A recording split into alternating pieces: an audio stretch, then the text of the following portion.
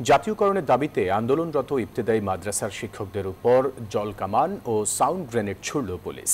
ছত্রভঙ্গ করতে করা হয়েছে লাঠিচার্জ।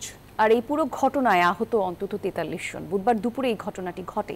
শিক্ষকরা বলছেন যৌক্তিক দাবিতেই রাজপথে নেমেছেন তারা, তবে তাদের উপর হামলা করেছে পুলিশ।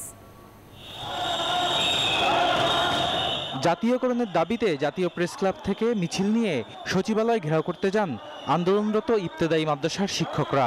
এ সময় সচিবালয় অভিমুখে ব্যারিকেড দিয়ে তাদের আটকে দেওয়া হয়। শিক্ষকরা বাধা ভেঙে ভেতরে ঢুকতে চাইলে শুরু হয় সংঘর্ষ। আন্দোলনকারীদের ছত্রভঙ্গ করতে জলকামান ব্যবহার করে আইন শৃঙ্খলা বাহিনী। নিক্ষেপ করা হয় অন্তত 7টি সাউন্ড গ্রেনেড। বান্ডেল থাকলে প্রতি সেনমানিতে টাকা বাঁচবে। বিকাশ সেনমানি বান্ডেল কিনে জিতুন প্রতি লেনদেনে। মূল সড়ক অবরোধের চেষ্টা করেন আন্দোলনকারীরা। এ সময় পুলিশের লাঠিচার্জে আহত হন অনেকে।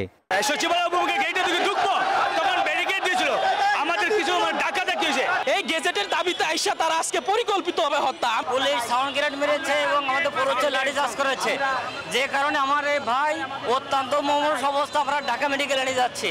পুলিশ বলছে অনুমতি ছাড়াই সচিবালয়ের মতো গুরুত্বপূর্ণ জায়গায় প্রবেশের চেষ্টা করায় আন্দোলনকারীদের প্রতিহত করা হয়েছে।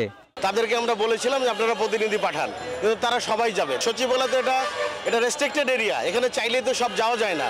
তা আমরা কথা বলতেছিলাম, ইন দি মিন টাইম তারা আইন প্রতিবন্ধী কার্যকলাপ করার চেষ্টা করছে, আমরা তাদেরকে ডিসকাস করেছি, এইটুকুই। জাতীয়করণ সহ 5 দাবিতে ইবতেদায়ী মাদ্রাসা শিক্ষক ঐক্যজোট আন্দোলন ব্যানারে জাতীয় প্রেস ক্লাবের সামনে 17 দিন ধরে অবস্থান কর্মসূচি পালন করে আসছেন আন্দোলনকারীরা। বদরুল আলম শাওন, নিউজ 24, ঢাকা।